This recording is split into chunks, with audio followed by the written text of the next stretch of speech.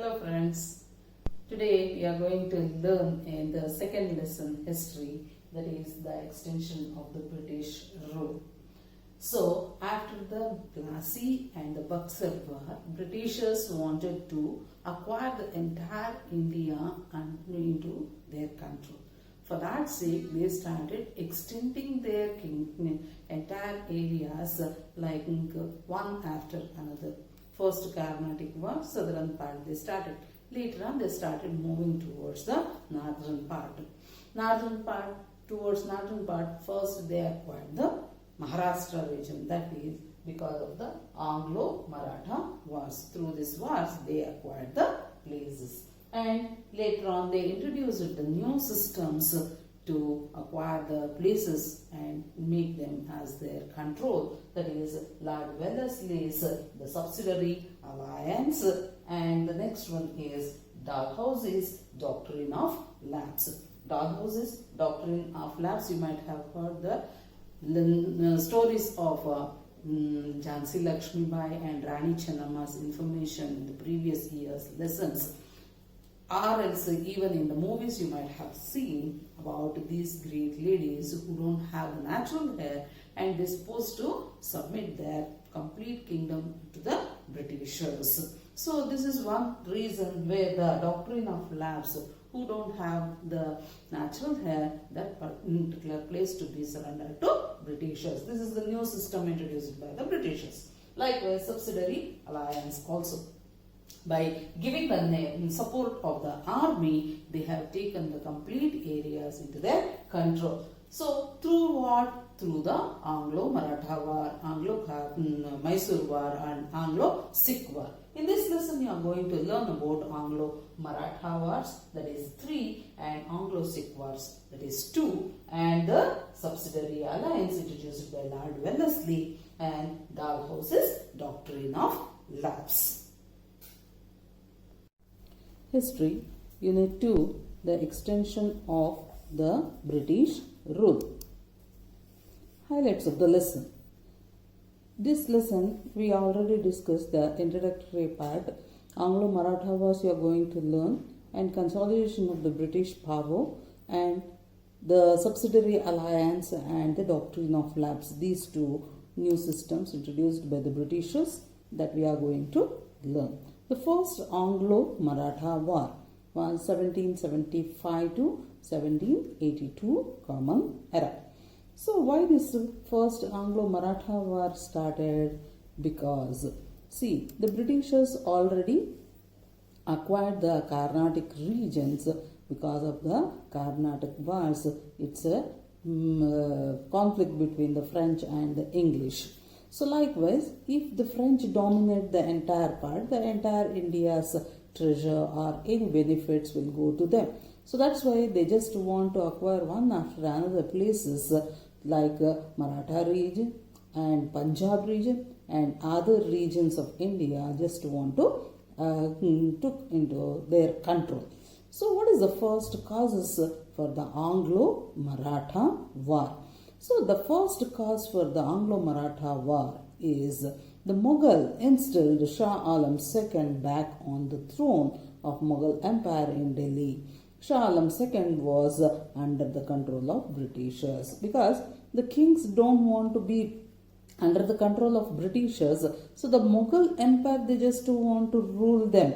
That's why they made Shah Alam II as the empire for the entire region. But the Shah Alam already was under the control of Britishers, so this was one of the cause. Second one is Emperor gave Kora, Allahabad to Marathas, which he had given them to British, who Shah Alam II was already given this place to whom? The Britishers. Again, they just wanted to give back. So this is one of the conflict situation where cause for the Anglo-Maratha War. And the post of the Peshwa. The post of the Peshwa means normally anywhere the king used to rule. But in Maratha area, the Shivaji and his successors supposed to come for the throne. But here the Peshwas ruled one after another. So here in the Peshwa's post was supposed to be filled. Raghoba was one of the uncle of this Raghoba was an ambitious person. He just wanted to become the king for the Maratha region. He went and requested the Britishers to support. First, he had taken wonderful treaty with the Britishers, but the Maratha Federation brought Madhavrao II of Narayan Rao to the post of Peshwa. But the Raghoba was killed. The Narayan Rao, upset with this development, Raghoba approached the British for the support. The British thought of exploiting this situation in their favor. A long war waged between the British and the Marathas 1775 to 1782. Initially, the Marathas was wonderfully victorious, but later on they later had to lose Allahabad to the British. The Maratha Federation, unable to sustain the war with the British, finally entered the Treaty of Salbhai Agreement, and the war ended with the Treaty of Salbhai. The first Anglo-Maratha war ended with the Treaty of Salbhai, and Madhavrao II was named as Peshwa. Raghoba killed or murdered the Narayan Rao and just to want to become Peshwa, but Britishers did not support the Raghoba also, and they manipulated and made Madhavrao II as the Peshwa of Maratha. This was the first Anglo-Maratha war. Second one is Lord Wellesley's subsidiary alliance. This is a new system introduced by Lord Wellesley. What it is, according to the subsidiary alliance, this was basically a military protection. Means the kings of India need to take the protection through the military. That was supported by the English people, and this military protection agreement between the East India Company and the Indian states. This is the new system introduced by the Lord Wellesley. This may ask you as one more question, who introduced the subsidiary alliance? It was introduced by Lord Wellesley. Either they may ask you the name or when it was introduced in 1798. Introduced by whom? Lord Wellesley. So according to that, what are the conditions they told? That is, the Indian king had to keep the British army in the kingdom. The Indian king, not the British. Indian king had to keep the British army in his kingdom.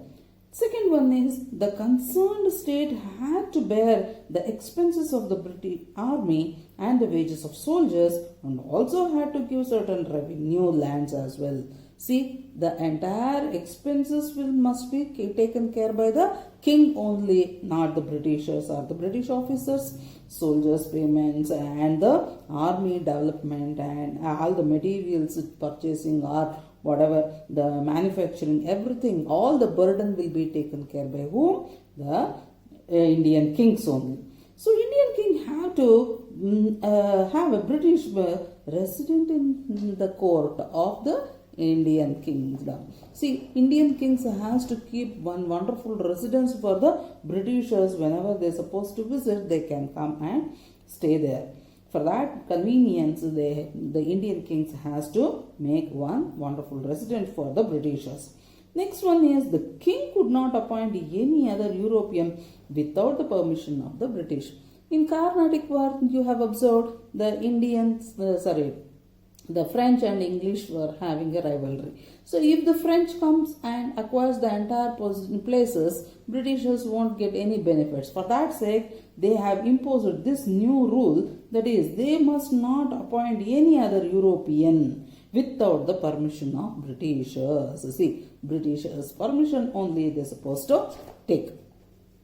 Next, in order to enter any agreement or pact with any Indian government, the permission of the Governor General was mandatory. See, the permission to be taken from the English Governor General for any agreement between the Indian kings, any of the previous Indian friendly kings also, they cannot take any agreement without the without the consideration of the British Governor General. They must not go for the agreements. And the last one is, in return of all these services, the company would offer protection to the state from any internal or external aggression. Means in between the kings, if any wars or any battles occurs, on that time Britishers are ready to support. But the cunning British may not support at any time to Indian kings. They imposed all these rules, that's all. So through that, Lord Wellesley introduced this subsidiary alliance condition. Through that, the Hyderabad state came first to accept this agreement. Later, Mysore, Awadh, Tanjavur, Maratha, Pune, Berar, Gwalior and other states entered this agreement, that is subsidiary alliance. The kings of the India, that is the Hyderabad state Nawab and the Hyder Ali and others, one after another, they accepted the subsidiary alliance. Next comes the second Anglo-Maratha War. Why this second Anglo-Maratha War started? See, the differences among the Maratha chieftains was the reason for this war. The chieftains, Maratha chieftains, was the reason for this war. And enmity broke out between Yashwant Rao of Holkar family and Daulat Rao of Scindia family, along with the Peshwa Bajirao II. In Common Era 1802, the army of Holkar defeated the army of Scindia, and the Peshwa appeared for the help of the British. Lord Wellesley finally got an opportunity to meddle with the affair of Marathas. The Peshwa entered the subsidiary alliance system by accepting the Treaty of Bessin. So, in between the families, Holkars is one family and the other family is Scindia.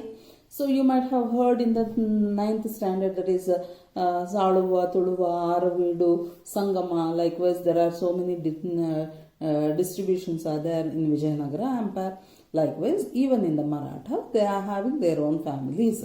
So in between these families, the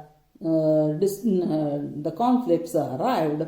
For that cause, this Anglo-Maratha War, second Anglo-Maratha War took place, and the battle ended with the Treaty of the Bessin. Lord Wellesley, he interfered and made this subsidiary alliance to follow, and finally this was under the control of the Britishers. So, on being criticized for this policy, Lord Wellesley resigned for his post and returned to England. This resulted in peace in the region. After that, Lord Wellesley was defeated the armies various Maratha families in 1803 and to 1805, but his battle thirstiness increased the financial burden to on the company. So when the company unable to bear the financial matters, so he went back. Lord Wellesley went back, and second Anglo-Maratha War ended with the Treaty of Bessin. Second means two. Letter AB, B letter is second one. So easily you can remember, second Anglo-Maratha War ended with the Treaty of Bessin. Next comes the third Anglo-Maratha War. Why third Anglo-Maratha War occurred? The Maratha families tried their best to protect their independence and honor. Who don't want the honor? All the kings expects that. But here, when they accepted the subsidiary alliance, they will be under the puppet of Britishers only. So it is not possible to sustain their powers, and all the powers to be given to whom? The English only. This is very disgusting for the Indian, especially Maratha kings, and they just want to protect their independence and honor. Even the Peshwa attempted to free himself from the clutches of the company. The Peshwa attacked the British residency in Pune and burnt it down. Appa Sahib of Nagpur and Malhar Rao Holkar rebelled against the British and were suppressed ruthlessly. Finally, Peshwa Bajirao II fought against the Britishers and at Koregaon and Asti and later surrendered to the British.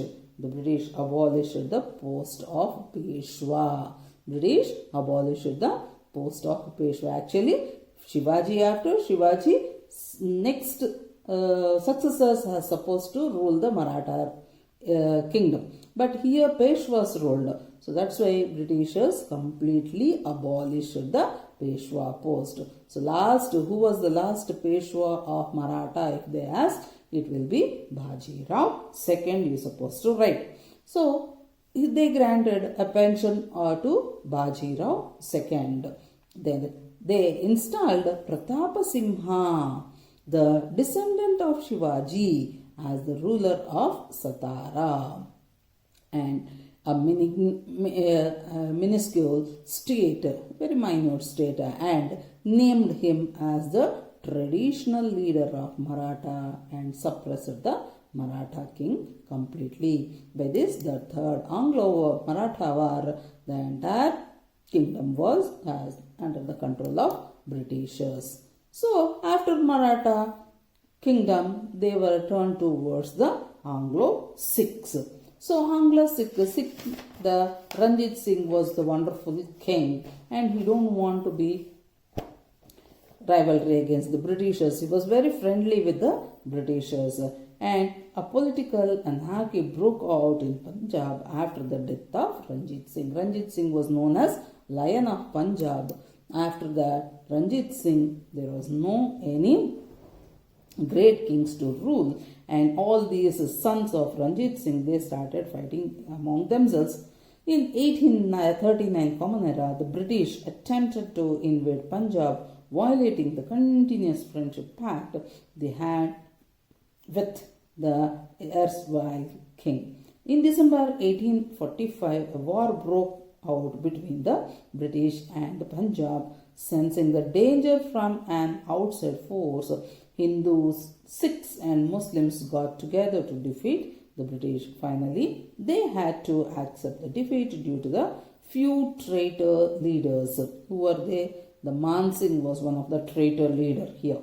And they signed the humiliating Lahore Agreement in the 1846 Common Era. When the Lahore Agreement took place, if they ask, it is in 1846. The first Anglo-Sikh war ended with the Treaty of, if they ask, that also Lahore Agreement Common Era in 1846 is supposed to write. With the British residents became the de facto ruler of Punjab. Likewise, Punjab became dependent state of East India Company. Second Anglo-Sikh War. The Sikh opposed the attempts by the British to rule Punjab directly. The opposition were led by Chattar Singh Thariwala in Lahore and Mool Raj of Multan. Again, the people of Punjab were defeated. Finally, Dalhousie merged the states of Punjab with the British Empire. Finally, the Punjab came under the control of Dalhousie because he introduced the new system, that is doctrine of lapse. This was the last part of the lesson, that is doctrine of lapse, introduced by Dalhousie. What is doctrine of lapse? If any Indian ruler dies without children, their adopted children had no legal right over the throne, and such a state gets merged with the British Empire. So this was the doctrine of lapse introduced by the Dalhousie. So any of the king of Indian ruler who don't have his own son, that place must be surrendered to whom? The Britishers. This was a new system introduced by whom? Dalhousie in 1848. And what all the places came under the control? See, many kings of that time don't have their own sons. So Satara, Nagpur, Sambalpur, Udaipur, Jhansi and Jaipur all came under the control of Governor General Dalhousie. As the Governor General knew the conditions of these states, he used this policy as a political weapon. With the severe implementation of this policy, not only the princely families, even ordinary people who sympathetic to these kings rebelled against the company, their love of their kings and the sense of loyalty fueled this rebellion further. This caused the finally the Sipahi Mutiny of 1857. This finally resulted in the Sipahi Mutiny of 1857. By this, we end the lesson, that is Doctrine of Lapse. Thank you.